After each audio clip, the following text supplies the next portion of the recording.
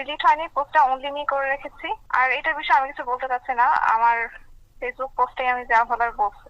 দায়িত্বশীল জায়গা থেকে আপনি দায়িত্বশীল বলতে কি বোঝাতে চাচ্ছেন?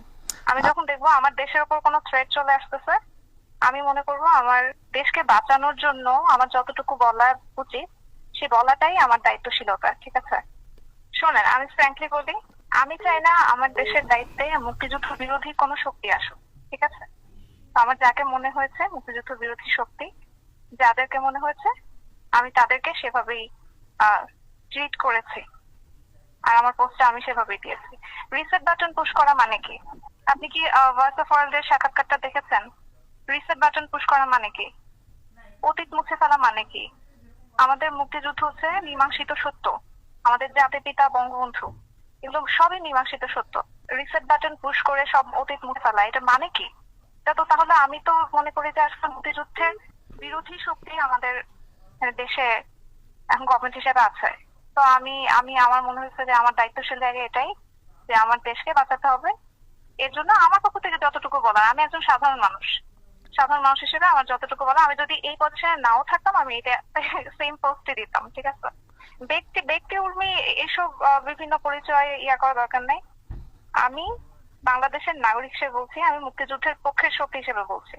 আমি কোনো দলের পক্ষে বলতেছি না, আমি আমার কোনো ব্যক্তিগত মতামত দিচ্ছি না। আমি হচ্ছে মুক্তিযুদ্ধের পক্ষের শক্তি। বাংলাদেশ দাঁড়িয়ে আছে 30 লক্ষ শহীদের রক্তের ওপর, ঠিক আছে? 30 লক্ষ শহীদের রক্তের বিনিময়ে আমাদের দেশটা স্বাধীন আছে। এই 30 লক্ষ শহীদ, রিসেট বাটন পুশ করলে কি এই 30 লক্ষ শহীদ ফিরে আসবেন?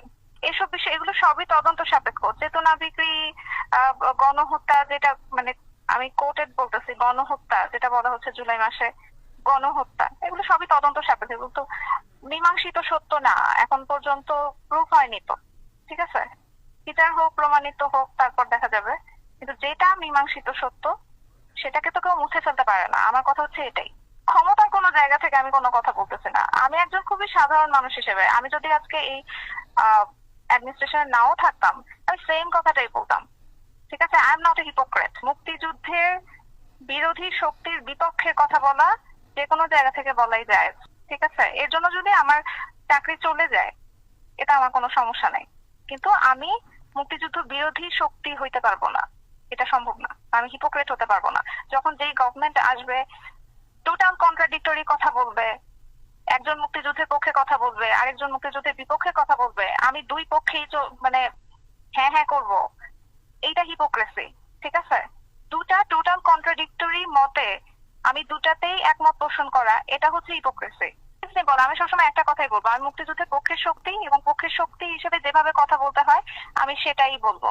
আমি যদি আমার সামনে দেখি কেউ মুক্তিযুদ্ধকে মুছে ফেলতে চায় আমি তার বিপক্ষে কথা বলবো। এটা আমি সাধারণ নাগরিকই হই আর কোনো অ্যাডমিনিস্ট্রেশনের অফিসারই হই, যেখানেই থাকে, আমি যদি দেশের বাইরেও থাকি তখনও বলবো। আমি কিভাবে বুঝতে পারছি, মানে এটা এটা তো আসলে প্রশ্ন না, আপনি কনভারসেশন দেখলেই তো বুঝতে পারবেন, যে কোনো কনভারসেশন দেখলে বুঝতে পারবেন কোন প্রশ্নের উত্তরে কোন অ্যান্সার। এরপরে যদি ভাঙায় বলা লাগে তাহলে তো আসলে কিছু করার নাই, সবকিছু ভেঙে ওয়ার্ড দিয়ে সব কি বলো এক্সপ্রেস করা যায় না। এটাই কি বলেন তো, অনলিমি করার কি একটাই কারণ থাকতে পারে? আপনি বলেন পারে কেন করেছে, দ্যাটস নট রেলিভেন্ট। এখানে কারো দোষর কারো কিছু না। আমি মুক্তিযুদ্ধের পক্ষের শক্তি। এখন মুক্তিযুদ্ধের পক্ষের শক্তি বললে যদি আপনারা বা কেউ যদি এভাবে জাজ করে আমার কিছু করার নাই। আমি আমি অলওয়েজ বলবো মুক্তিযুদ্ধের পক্ষে শক্তি। মুক্তিযুদ্ধকে আমি যদি একটা থ্রেটেনিং পর্যায়ে দেখি, কেউ থ্রেট হিসেবে দাঁড়িয়ে যাচ্ছে, মুক্তিযুদ্ধ ইতিহাস মুছে ফেলতে চায়, জাতির পিতাকে মুছে ফেলতে চায়, জাতির পিতার অবদান অস্বীকার করতে চায়, 15ই আগস্ট অস্বীকার করতে চায়, ধানমন্ডি 32 নম্বর অস্বীকার করতে চায়, পুড়িয়ে ফেলতে চায়, আমি তাদের বিরুদ্ধে কথা বলবো, আমি যেই জায়গায় থাকি না কেন। এখানে তো কারো দোষর এই ইয়াগুলো আসবে কেন? মানুষের কি মাথায় বুদ্ধি নাই নাকি? এখানে বঙ্গবন্ধু কোনো আওয়ামী লীগের নেতা না। বঙ্গবন্ধু হচ্ছে সারা বাংলাদেশের মানুষের নেতা। জয় বাংলা হচ্ছে সারা বাংলাদেশের মানুষের স্লোগান, ঠিক আছে? এটা মুক্তিযুদ্ধের সময় স্লোগান, এটা বাঙালির স্লোগান।